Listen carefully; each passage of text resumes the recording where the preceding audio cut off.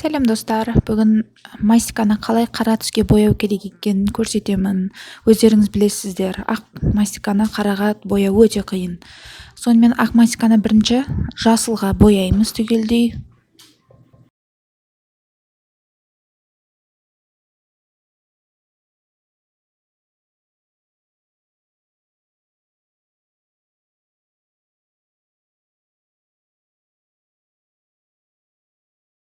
Достар, боялған жасыл мастиканы енді қызылға бояйтын боламыз. Жақсылап араластырыңыздар. Жақсылап созыңыздар, барлық жеріне жету керек.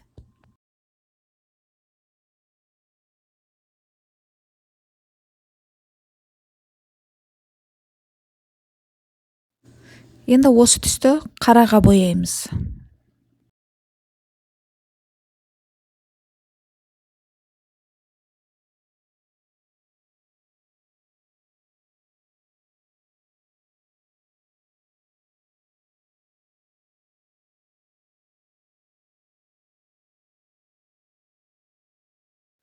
Міне достар, біздің мастикамыз қап-қара түске боялды.